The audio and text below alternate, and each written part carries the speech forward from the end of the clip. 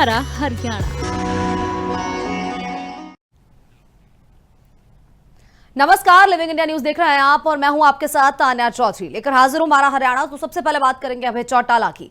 अभय चौटाला ने अब हुड्डा के ऊपर बड़े आरोप लगाए हैं। तो हुड्डा पर बीजेपी से साठगांठ का आरोप भी लगा दिया गया है। कहा है कि केसों के चक्कर में अमित शाह से मिल रहे हैं हुड्डा ने आरोपों पर कानूनी कार्रवाई की धमकी भी दी। हालांकि वकीलों से भी इस मामले में बात की है। तो जिक्र कर दिया गया है कि जो वकील है उनसे भी बातचीत चल रही है। क्रिमिनल और सिविल दोनों में केस करेंगे। तो हुड्डा के बयानों पर अब अभय चौटाला ने भी पलटवार किया है। कहा है कि एक बार नोटिस आने दो, फिर देखूंगा हुड्डा को। तो सीधे तौर पर अब ये मामला और गंभीर होता हुआ नजर आ रहा है। सीधे तौर पर जिस तरीके से बीजेपी के साथ मुलाकात को लेकर और अमित शाह से मुलाकात को लेकर जो तमाम बयानबाजी की है उसको लेकर भी अब बोलते हुए नजर आ रहे हैं। हालांकि केस करने की भी बात इसमें सामने आ रही है। तो सीधे तौर पर अब अभय चौटाला ने हुड्डा पर गंभीर आरोप लगाए हैं। हुड्डा पर बीजेपी से साठगांठ के आरोप तक लगा दिए।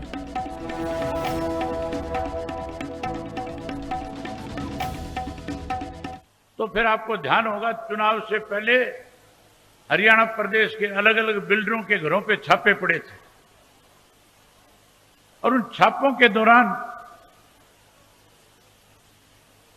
एक पार्शनाथ नाम का बिल्डर था जो भूपेंद्र सिंह हुड्डा का पार्टनर था। उसके घर से दस्तावेज बरामद किए और हुड्डा के खिलाफ मुकदमा दर्ज कर दिया ईडी ने। यह देश में पहली दफा हुआ था कि ईडी के लोगों ने मुकदमा दर्ज किया। मुकदमा दर्ज करने के बाद मुजरिम को पकड़ के जेल की सलाखों के पीछे भेजने की बजाय उसे यह कह करके छोड़ दिया कि अगर आप जेल की सलाखों के पीछे जाने से बचना चाहते हो तो अमित शाह से जाकर के मिलो। हुड्डा साहब रातों रात अमित शाह से जाकर के मिले, पैरों में गिर करके कहने लगे, बताओ मैं आपकी क्या मदद कर सकता हूं। अमित शाह ने कहा कि जाओ अपने आका को समझाओ और जो 30 तुम्हारे सिटिंग एमएलए हैं इन 30 की 30 टिकट अनाउंस करा करके आओ। हुड्डा उसी रात राहुल गांधी से मिला और कहने लगा, मेरे पास इस तरह की सूचनाएं आ रही है, अगर जल्दी हमने इन 30 के 30 की टिकट की अनाउंसमेंट नहीं करी, इनमें आधे से ज्यादा लोग पार्टी छोड़ करके भाग जाएंगे, भगदड़ मच जाएगी। जैसे ही 30 टिकटों का अनाउंसमेंट हुआ कांग्रेस का, किस तरीके से बीजेपी की मदद की गई।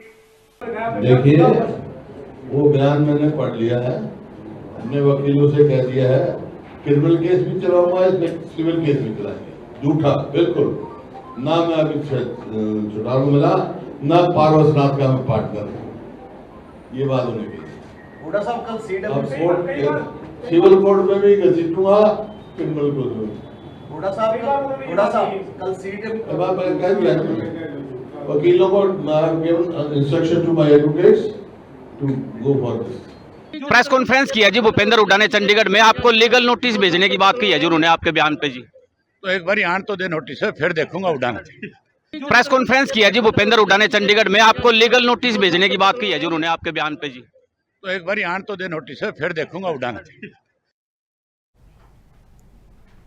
वहीं हिसार कोर्ट में गैंगस्टर विनोद काणा की हत्या का मामला सामने आया। हत्या के तार अजीत पहलवान गैंग से जुड़ने के संकेत भी सामने आए हैं। तो दोनों गैंगस्टरों को धुराना गांव में रहने वाले बताया गया है और साल 2008 से दोनों के बीच गैंग वॉर भी चली आ रही है। तो अजीत के हमले में विनोद की एक आंख गई थी। हत्या से पहले विनोद का वीडियो भी सामने आया। तो लग्जरी गाड़ियों के काफिले के साथ विनोद नजर आया। हालांकि हत्या के मामले में एक आरोपी राकेश गिरफ्तार हो चुका है। तो पुलिस आरोपी से पूछगिछ करके और जो तमाम कड़ियां जोड़ने की कोशिश कर रही है। तो हत्या के तार अब अजीत पहलवान गैंग से जुड़ते हुए नजर आ रहे हैं। तो सीधे तौर पर जो ये पूरा मामला था, मर्डर केस था, उसमें अब बड़ा अपडेट। देखिए, आज लगभग 2:50 पे कोर्ट परिसर है, उसमें पार्किंग में जो है इस प्रकार की घटना के बारे में जानकारी मिली थी, जिसमें विनोद नामक व्यक्ति है, इनकी गोली लगी है और अभी तो ये हॉस्पिटल में है। प्रथम दृष्टया बताया गया है कि भाई इनकी मृत्यु हुई है, लेकिन अभी जो ऑफिशियल डिक्लेरेशन है वो होना बाकी है।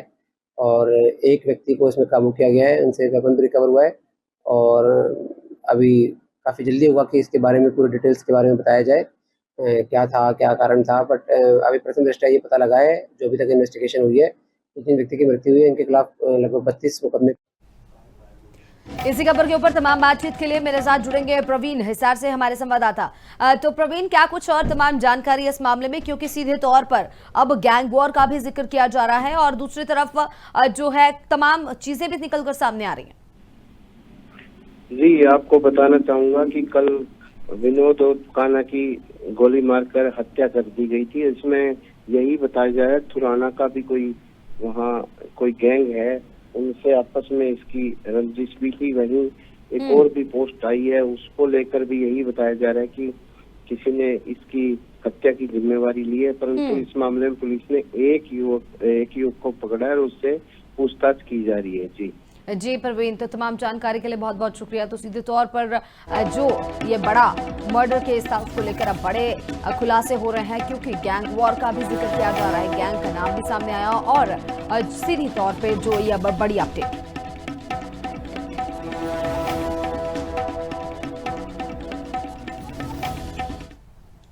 तो चंडीगढ़ में हुई है कांग्रेस विधायक दल की बैठक।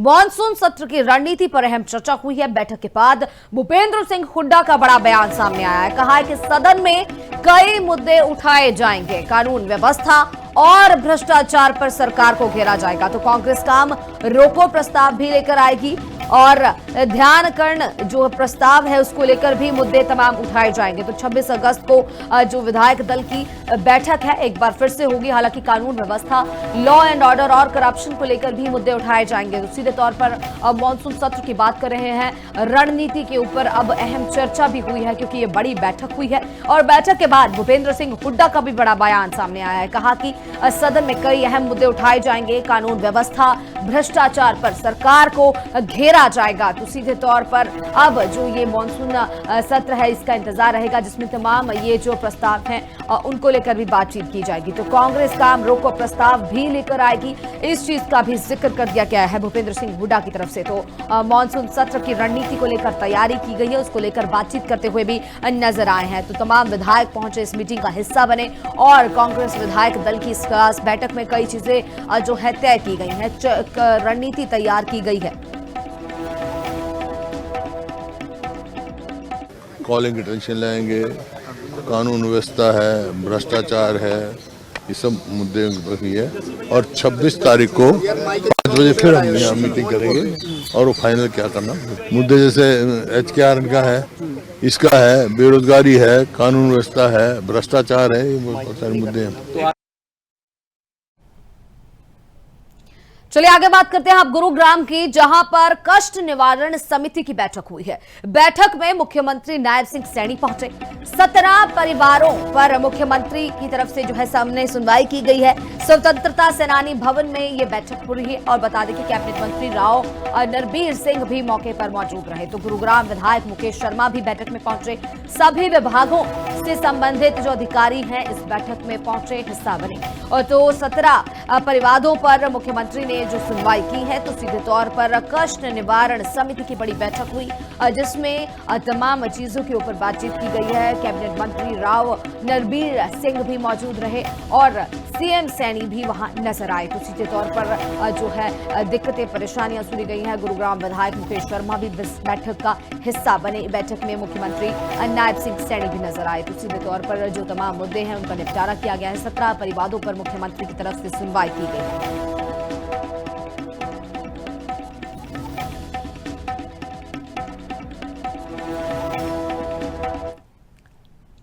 वहीं कांग्रेस विधायक आदित्य सुरजेवाल का बड़ा बयान सामने आया है। कहा है कि आदित्य सुरजेवाल ने बीजेपी पर बड़े आरोप लगाते हुए देशभक्ति के नाम पर राजनीति कर रही है बीजेपी। भाजपा सरकार देशभक्ति का झूठा नारा देती है, समाज के लोगों को आपस में लड़वाती है बीजेपी, अलग अलग मुद्दों पर बांटने का प्रयास करती है। तो सीधे तौर पर बीजेपी को घेरते हुए नजर आए हैं और जिस तरीके से जो शब्दों का इस्तेमाल किया गया है, तो साफ तौर पर जो ये शब्दी जंग शुरू होती हुई नजर आ रही, क्योंकि कि कांग्रेस से विधायक आदित्य सुरजेवाला का बड़ा बयान सामने आया है। कहा है कि अब बीजेपी पर तमाम इल्जामात लगाते हुए कि देशभक्ति के नाम पर राजनीति करती है बीजेपी।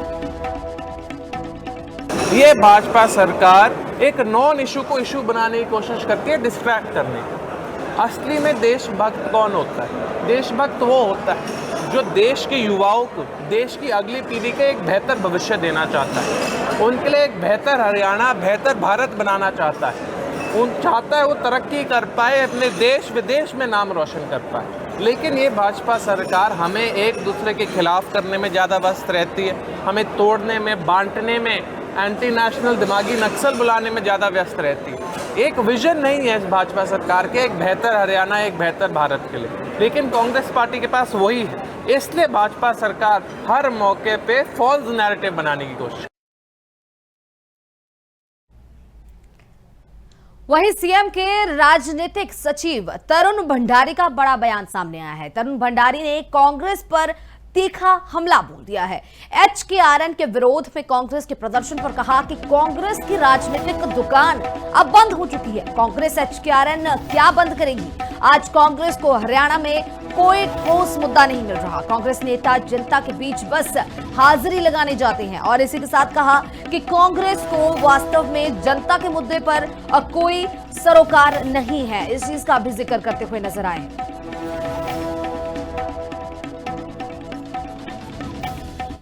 इनकी सरकार इनकी खुद की दुकान बंद हो रखी है। ये HKRN क्या बंद करेंगे? इनको आज कोई भी मुद्दा हरियाणा में, पूरे देश में नहीं मिल रहा।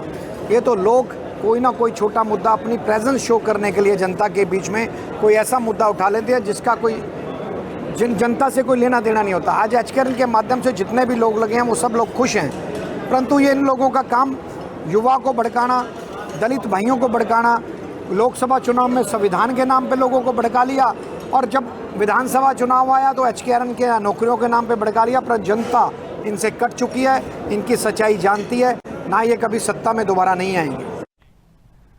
वहीं गुरुग्राम में हुई बीजेपी की संगठनात्मक बैठक तो प्रदेश अध्यक्ष डॉक्टर अर्चना गुप्ता ने अध्यक्षता की है। राष्ट्रीय महामंत्री डॉक्टर सतीश पुनिया भी मौजूद रहे तो संगठन मंत्री फणी नरेंद्रनाथ शर्मा भी बैठक में पहुंचे। जिला पदाधिकारियों और मंडल अध्यक्षों से चर्चा की है। सोशल मीडिया टीम के साथ भी अहम बैठक हुई है। सरकार की योजनाओं को घर घर पहुंचाने का आह्वान किया है तो कई जिलों के पदाधिकारी बैठक में मौजूद रहे। जुड़े पलवल, फरीदाबाद समेत कई जिलों में ये भागीदारी देखने को मिली।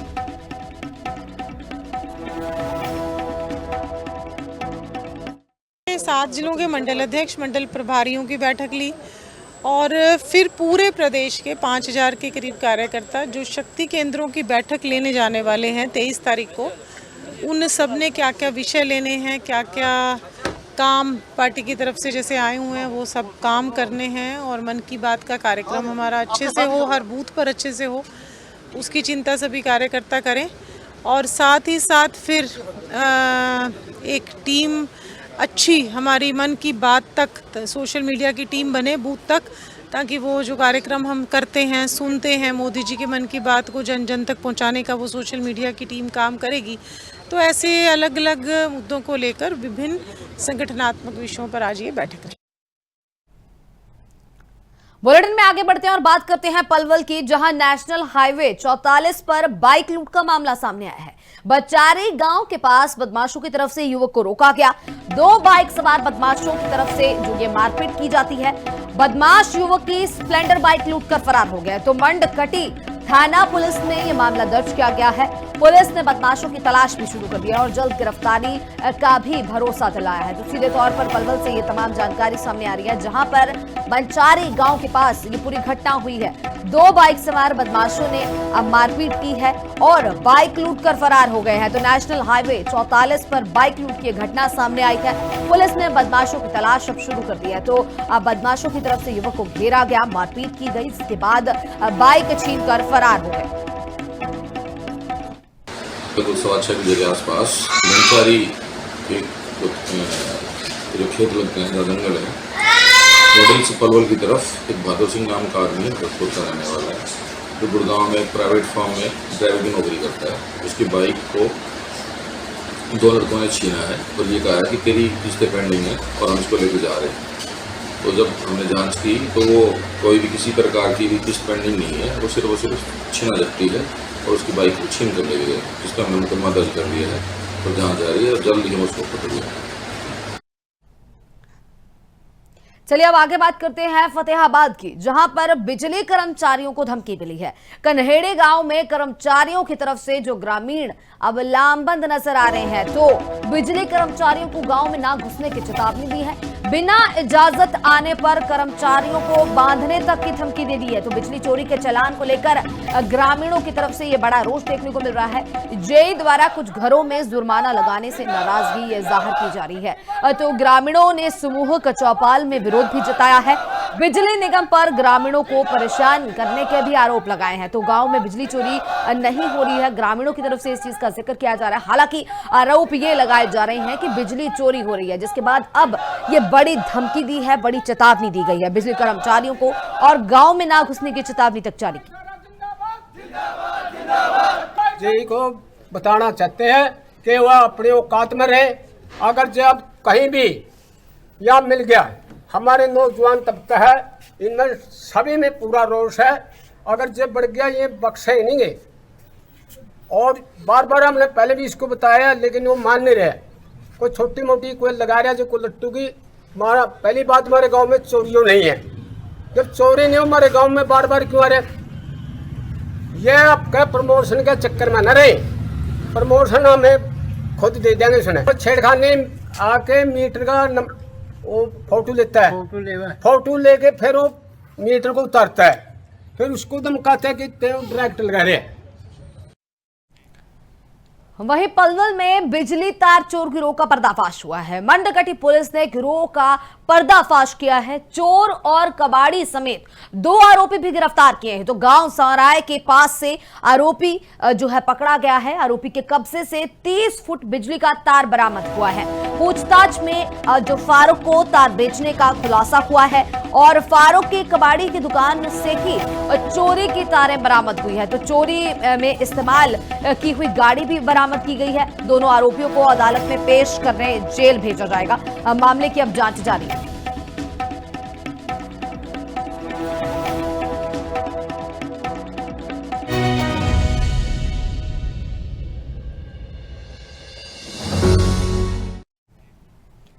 चलिए हरियाणा के बाद अब बात करते हैं हिमाचल की। आज से हिमाचल विधानसभा का मॉनसून सत्र शुरू होगा और पहले ही दिन विधानसभा में कई सारे सवाल गूंजेंगे। थोड़ी देर में ही जो सदन की कार्यवाही है उसकी शुरुआत होगी।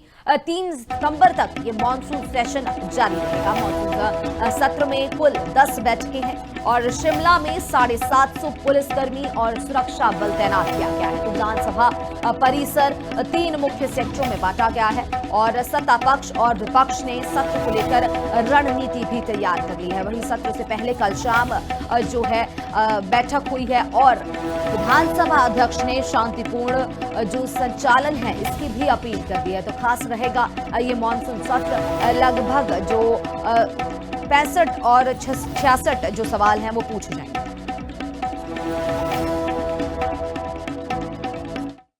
ये पहली बार है कि मानसून सेशन 10 दिन का हुआ है। अमूमन मानसून सेशन जो होता था 4-5 दिन का होता था। तो हिमाचल के इतिहास में पहली बार है और मुख्यमंत्री जी ने चाहा कि लंबा सेशन होना चाहिए ताकि विपक्ष को भी और सत्ता पक्ष को भी और विधायकों को भी सदन के अंदर अपनी बात करने का जो है मौका मिले और जो भी स्टेट के इशू है वो सदन के अंदर उस पर चर्चा और जो सुझाव हों विपक्ष के या हमारे जो कांग्रेस के विधायकों में उन पर अमल किया जाएगा। सरकार जो काम करती है, सरकार में त्रुटियां भी होती हैं, कमियां भी होती हैं और सदन में सत्ता पक्ष और विपक्ष का आमना सामना तर्क वितर्क जो है आमने सामने होती है और चीज़ें क्लियर सदन के अंदर होती है। बहुत अच्छी बात है। हमने 11 बजे से रिक्वेस्ट की है। विधानसभा का ये मानसून सत्र शुरू हो रहा है और उसमें 10 सीटिंग्स हैं और आज दोनों दलों की, क्योंकि सदन में दल ही 2 है, कांग्रेस और भारतीय जनता पार्टी, दोनों दलों की तो बैठक होती है, औपचारिक बैठक होती है। उस बैठक में हिस्सा लेने के लिए मैं यहाँ अपने दल की ओर से आया हूँ। विपक्ष हमेशा लोकतंत्र को मजबूत करने के लिए है और हमारी कोशिश रहेगी कि जो जनहित के मुद्दे, जनता की आवाज, उसको विधानसभा के अंदर, इस माननीय सदन के अंदर हम प्रभावी ढंग से उठा सकते हैं। उसके लिए हम पूरा प्रयत्न करेंगे।